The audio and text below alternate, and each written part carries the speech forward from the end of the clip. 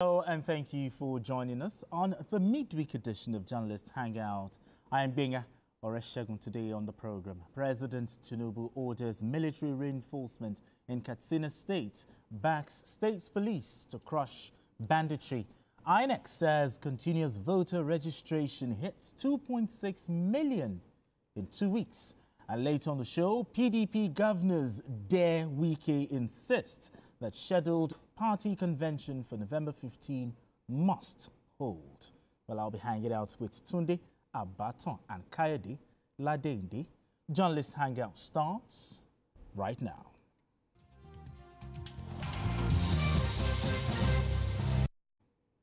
Now let's begin the conversation. To tackle insecurity in any country, a leader must possess strong political will and the courage to make difficult decisions. In demonstration of these qualities, President Bola Tinubu has directed the armed forces to deploy advanced hardware and surveillance systems in Katsina State to counter rising cases of banditry. President Tinubu gave the directive during a meeting with Katsina leaders led by Governor Diko Rada. The president also threw his weight behind the establishment of state police, stressing that such measures are vital to crush banditry and restore peace in the Northwest. Okay, Tunde Abaton, so good to have you here. Now, the president has ordered military reinforcement in Katsina State. But talk to me, how do you think this can be helpful? Well, it's never too late. One had expected this kind of thing to have happened probably 1 or 2 years ago, because it's like banditry and all forms of violence, like a saw. When you allow it to expand, to get to a level where you either cut the leg, or you cut the hand, or you severe the whole body. But now it has got to a situation whereby, at a time when Nigeria's economy is relatively stable, then a serious threat to food security, when farmers cannot go to farm, cannot do any other thing, it will impact negatively on whatever gain Nigeria has made economically. So I think the president, it's not too late, but I think he should also deploy, like he said, core hardware, which means there are ammunitions, there are a lot of things that Nigeria has been restrained, either through political weakness or inability of leadership over the years to do what is necessary and meet force with force. There's no way, I won't say a ragtag army, because those people appear organized, but they are being funded from outside Nigeria. There's no way any uncoordinated military force should defeat a country like Nigeria. It is not impossible. So what the president has done is to actually take the bull by the horn and do what is needed, no matter what happens, because it requires a lot of strong political goodwill for the military to do best. If we do that, we are not only saving the country, we are also saving the lives of our men on whom we have spent a lot of money to train, and to also show to the whole world that Nigeria is capable of securing itself and making the country safe for all to live. In that case, investors from outside Nigeria can come. Now that they are stretching the hands of fellowship to us. Insecurity should not allow us from reaping the benefit of a stable economy. So it is important, the president has said that, and I want to believe that the armed forces itself, they now have what I would call a blanket sheet. A blanket sheet? A blank check. To do blank check. To do all what they can do to end insurgency in Katsina State. They moved from Zamfara, they are now in Katsina. They have been to Benue, they have been to Plateau. So all these areas, I think what the president has done is in order. It's in order.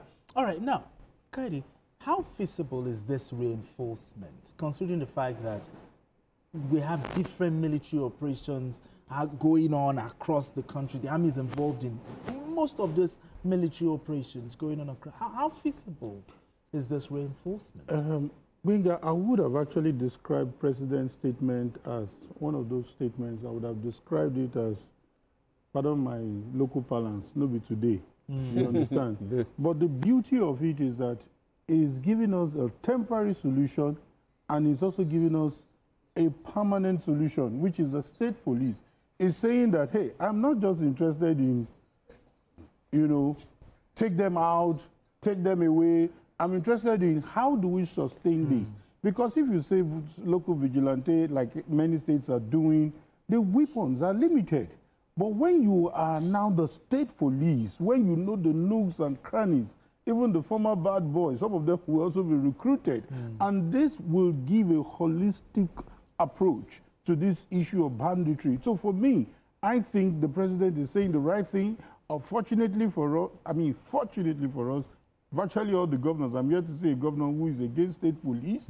I'm also seeing the clear signal from the National Assembly saying that, oh, we are overdue for this state police. So I see it as a genuine move. I see it as a genuine statement that is not going to address the issue of banditry in Katsina State, but everywhere, especially in the Northwest. Because the Northwest, you know, to a large extent, especially in this administration, seems to have dropped, you know, in terms of insecurity.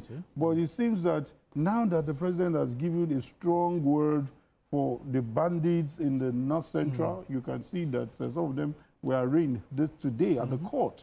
And it seems, oh, there is a massive attack against these, you know, terrible elements in the North Central, and Northwest seems to be coming back. So for me, I think what the president has said is not only for Katsina, it's for everyone to get ready for the state police. Let this thing happen as quick as we can. By the time we are doing the constitutional amendment, which I believe that is almost getting to the subnationals for approval, when we get there, then we can quickly talk about a permanent solution. So the enforcement is not in doubt. We have seen results in the past. We have seen what happened in Benue, especially when the president paid a visit. You will see a whole lot of, you know, there's so much about the president getting to the real battlefield. It goes a long way to solve the problem. But like the bigger solution, the long-term solution, is that state police. He talked about state police. Now, how will the federal government ensure that when the state police is established, it is effective? How do you think the federal government will ensure that it is effective? Let me take you back to about 10 or 12 years ago. Okay. A body of eminent Nigerians, the Patriots, led by late Chief Rotimi Williams, they draw a template for policing in Nigeria, and that whenever anything is beyond a particular subnational state, the federal police takes over. So each of them, there will be delineation of roles and responsibilities and duties. When there's a crisis in a particular state and the state has no capacity to trash that crisis, it will move to the federal forces. So federal police have no business being the rural communities. And like you said, I think we have been saying it several times that we do not need only state police. We need multi-level policing. When you have multi-level policing, which means, like, I know when I was very young in the primary school, we have what they call constabulary. They don't carry gun. Okay. They don't carry gun. But when you see them alone, they carry only their sticks. When you see them alone, you know that fear is there for people. So they maintain security, law, and order in the local level. Okay. So if you can do that, and coupled with the fact that the president also spoke about forest guard, I think it's enough political will, because all these things have been there before, but we just politicize it. And there's no point politicizing security, because those people, those bandits, those murderers, they don't ask you whether you're a Muslim, whether you're a Christian, whether you're Yoruba, Igbo, or Hausa. What they want to do is to kill and destroy. So we should not politicize it. So let there be a line of demarcation between the roles of the local police, forest guard, local police, state police, and federal police. These are things that can be structured out by the National Assembly. And everybody knows their own role. And your role will be determined by the kind of ammunition, the kind of effectiveness that they're going to give you. So that will determine whether they allow you to carry 847, whether they allow you to carry small rifle and some other things. So if you can do all that, Nigeria is a country of over 200 million. And there's no way we can have a police in a multilingual, multiracial, and multicultural country. You have a single police force. It cannot achieve any goal. So I think what the president has done, they should go ahead to ask the National Assembly to streamline and lay down conditions for effective policing without overlapping each other. The role of each of the levels Now, we're not talking about... There are no clash. We are not talking about state policing, though. We also spoke about community policing, which is very important. It's not about a vigilante group. No, community policing that will be recognized statutorily. By the law. By the law. So if it is recognized by the law, there's nothing we cannot do. But do not, if in 1950s, 60s, that we are about probably 30 million, we have multi-level policing. I don't know why now that we are about 220 million, we have only one single police force because of unnecessary fear of politicization. I think Nigeria has grown. You call it unnecessary fear, but everyone keeps talking about state police. But this fear, the politicization of it, what safeguard exists, you know, to prevent state police from being abused by state governors? You see, it's a key issue here. I totally agree with you. But, you know, let us start. One. Number two, the idea that there won't be disadvantages, it is, we will only be deceiving ourselves. Okay. You understand? As we speak, we have state high court, we have federal high court, and we know the effectiveness of having these multi-layered courts of law.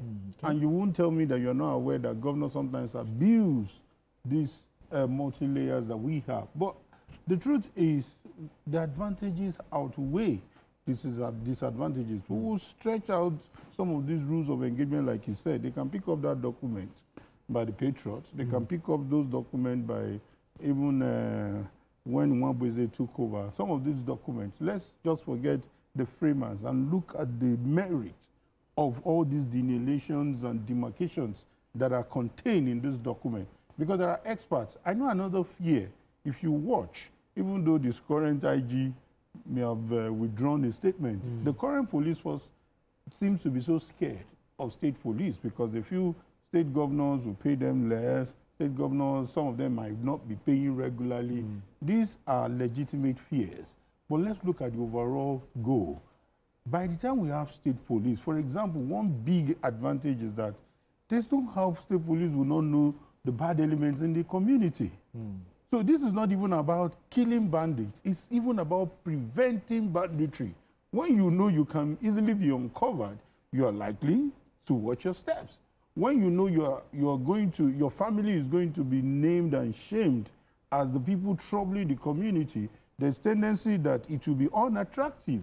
When you know that, hey, this is our collective, you know, patrimony, this is what we worked for, you can't just come and bring out gun and you tell us to be paying tax. It has gone that bad. And it's because they know this policeman is afraid. He doesn't know this terrain. He cannot just come from Southwest and say that he wants to come and police us. So the police should look at the bigger picture. They should look at the overall advantage of how we can be preventing crime. Because what people are looking at is, oh, when there's somebody killing, good. That might be a good immediate measure. But it's about the prevention. It's about more jobs. It's about more, you know, allocations that we will have. So I want to appeal to the police, whatever move, whatever lobbying they are doing to stop the state police, they should desist from it. Let us have this state police. It's long overdue. The advantages are quite numerous.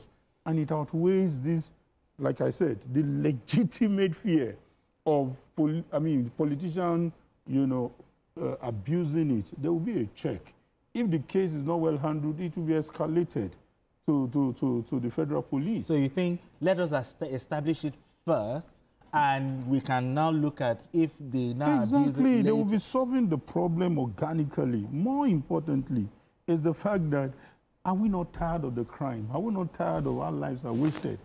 If we do a head count of how many lives that have been wasted, how many people are living in fear, there are different kinds of crimes. We did a report in TVC News recently in Kano, and we see that phone theft is like a daily routine.